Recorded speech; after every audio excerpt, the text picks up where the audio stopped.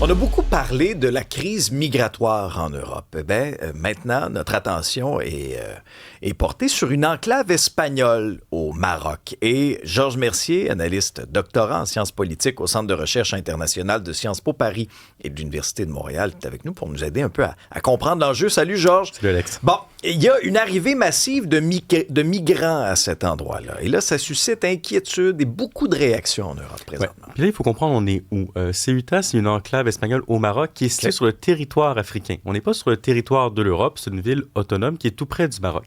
Récemment, la Cour suprême de l'Espagne a jugé qu'essentiellement, on pouvait refouler des migrants s'ils arrivaient par la terre, mais on ne peut pas les refouler s'ils arrivent par la mer. Okay. Donc, ce qui s'est produit, c'est que dans les dernières 24 heures, bon, les chiffres changent un peu en fonction des nouvelles, mais environ 50 000 personnes auraient tenté de rejoindre cette enclave-là pour essentiellement demander l'asile en Europe, ou d'émigrer en Europe. Et là, vous avez des images spectaculaires, Alexandre, qu'on peut voir en ligne, où c'est vraiment une marée humaine qui arrive par la mer. Bon, il y a déjà beaucoup de morts, 18 morts, je crois, qui sont noyés dans le contexte. Et évidemment, dans un contexte où l'Union européenne fait face à de véritables défis migratoires. Moi, j'ai passé beaucoup de temps à Paris, je passe beaucoup de temps en Europe. Il y a beaucoup d'immigration et on a peut-être un peu mal géré l'immigration. Mais dans ce contexte-là, voir ces images-là, ça réactive des débats sur comment on gère l'immigration. Puis là, ce qu'il faut dire tout de suite, parce qu'on va moins l'entendre, c'est que depuis 2015, les arrivées irrégulières ont quand même diminué en Europe. Puis l'Union européenne a mis en place, au niveau de la Fédération, des mesures assez musclées là, pour renvoyer les migrants en Europe, pour allonger les détentions, pour leur assortir une panoplie de pénalités si vous arrivez illégalement. Donc, on fait des efforts. Le problème, c'est que ces efforts-là apparaissent un peu trop tard, parce qu'on doit gérer avec toute cette population nouvelle-là qui est sur les territoires de l'UE, qui n'est pas toujours parfaitement intégrée et qui vient pour des raisons souvent principalement économiques. Donc, évidemment, ça met le feu aux poudres. Les images mettent le feu aux poudres. Et là, du côté de la droite, à l'extrême droite, on parle de submersion migratoire, de crise migratoire. Ça réactive tous ces débats-là dans un contexte où on tentait de les reprendre en main. Mais c'est quand même symptomatique de quelque chose, là. Mis à part la reprise politique de l'enjeu, ce qui est prévisible, là, mais ça dénote quand même, ça démontre quelque chose. Là, ça. Ah non, mais c'est ahurissant. Puis ce qu'il faut comprendre, c'est qu'au Maroc, parce que là, on parle de migrants principalement marocains, le taux de chômage chez les 15-24 ans, je voyais ce matin, c'est environ 29 %. Donc, c'est pas les pays du Maghreb ne sont pas des pays qui vont très, très bien. Puis il y a un désir dans leur jeunesse d'immigrer en Europe qu'on présente comme une terre d'opportunité. Et là, il y a une autre affaire qu'il faut dire. Les pays du Maghreb, le Maroc, l'Algérie, la Tunisie, la Libye, sont très bons parfois pour utiliser essentiellement le désir de départ de leur population pour faire pression sur des pays européens. Là, vous avez des tensions diplomatiques entre l'Espagne et le Maroc au sujet du soutien à l'Algérie pour un enjeu connexe.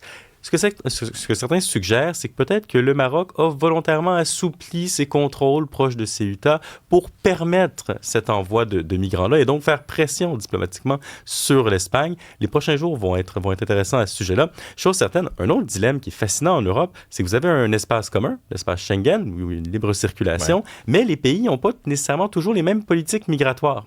Et là, il y a un gros enjeu, parce que si l'Espagne, par exemple, est plus lousse avec les migrants, récemment, le premier ministre socialiste de l'Espagne, M. Pedro Sanchez, a annoncé la régularisation de 500 000 personnes. Bon, mais ça envoie un signal aux gens ailleurs dans le monde qui voudraient aller en Europe.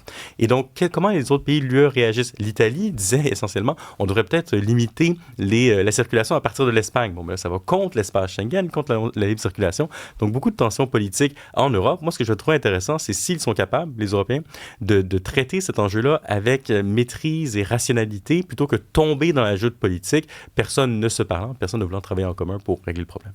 C'est à la une de bien des quotidiens aujourd'hui. Donald Trump qui a annoncé un enjeu majeur à propos du désarmement du Hamas dans la bande de Gaza. On a tendance peut-être à oublier ces tensions-là, puisque, bon, ça a pété en Iran, etc. Mais qu'est-ce que tu penses de cet accord-là, d'abord, dans un premier temps, Georges? Est-ce que c'est réaliste? On dit souvent que le diable est dans les détails, mais est-ce que si ça se concrétise, c'est un bon coup de la part du président américain? D'abord, c'est une annonce avec grande fanfare de Donald Trump. Est-ce qu'on peut s'y fier? On verra. Tu disais que le diable était dans les détails. C'est vrai. Là, on ne sait pas exactement comment ça va se produire. De quoi est-ce qu'on parle? On parle du désarmement du Hamas. Le Hamas, c'est quand même le groupe terroriste dans la bande de Gaza qui avait orchestré l'attentat du 7 octobre, qui avait mené à la guerre à Gaza qu'on a connue et dont on a tellement parlé. L'enjeu pour Israël ici, c'est que tant et aussi longtemps que le Hamas demeurait armé, tant et aussi longtemps qu'il pouvait représenter une menace crédible pour Israël, il y avait un argument à peu près crédible de dire, écoutez, on ne peut pas quitter Gaza, on ne peut pas laisser des terroristes là-bas qui vont nous réattaquer. Le Board of Peace, c'est ce genre d'organisme transnational un peu étrange que Donald Trump a mis sur pied pour tenter de régler enfin la question de Gaza. Et l'enjeu fondamental, c'était l'armement du Hamas. Là, on dit qu'il accepte de se désarmer. On ne sait pas comment, on ne sait pas quand, on ne sait pas avec quel contrôle. Si c'était le cas, ce serait très significatif parce que l'étape d'après, ce serait de redonner le contrôle de la bande de Gaza aux Palestiniens, essentiellement, un comité technique palestinien. Et si c'était le cas, ça permettrait aux États-Unis d'accroître la pression sur Israël pour qu'Israël elle-même se retire de la bande de Gaza. Et pourquoi c'est significatif pour nous, tout ça? Parce que la question palestinienne, c'est quand même le gros enjeu pour plusieurs pays du Moyen-Orient, notamment l'Arabie Saoudite. L'Arabie Saoudite est le grand exportateur de pétrole.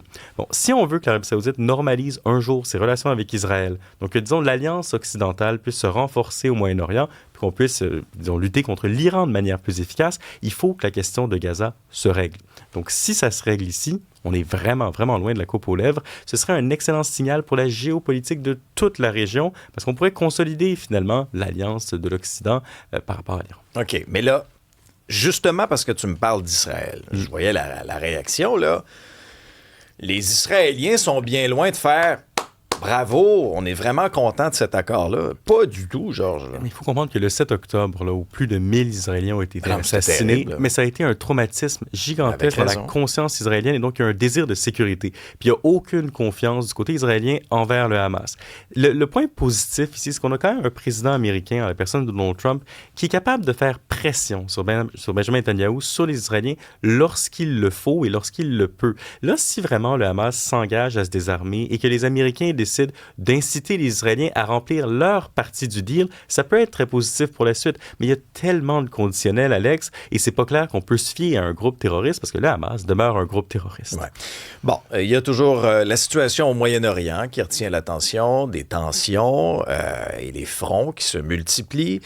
Là, il y a l'Arabie Saoudite qui annonce l'ébauche d'une espèce de coalition. Une coalition qui rassemblerait une quarantaine de pays et l'objectif, ce serait vraiment de protéger le tarif maritime dans les environs de la mer Rouge. Ouais, et ça, c'est significatif parce que l'Arabie Saoudite, c'est quand même le 3e plus grand producteur de pétrole du monde, ou le premier en tout cas, ça dépend des estimations. Et si l'Arabie Saoudite est capable d'exporter son pétrole, les cours de l'énergie, le prix à la pompe vont demeurer tolérable. Durant la guerre en Iran, ce qui s'est produit, c'est que l'Arabie Saoudite a changé de route par laquelle elle passait pour son pétrole. On est passé par Bab el-Mandeb, qui était proche du Yémen, plus que par Hormuz. Les Houthis, qui sont liés à l'Iran dans ce coin-là, ont décidé d'entraver le trafic. Si ça continuait, ça ferait une pression importante sur les cours de l'énergie.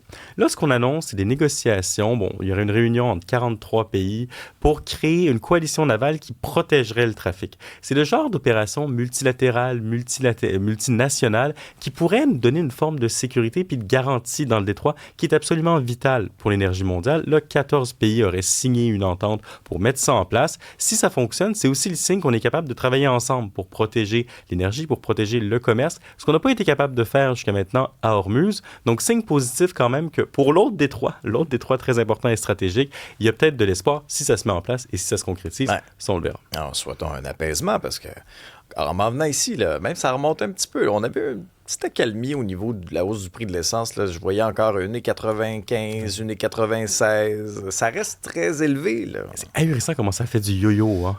Dès qu'il y a une pause dans les hostilités, le prix baisse. Dès que ça repart, le prix monte. Combien de temps on va tolérer ça, Alex? Combien de temps on va... Je sais pas. Ouais, la pression est forte, en tout cas, sur notre portefeuille. C'est clair. Hey, merci, Georges. Merci.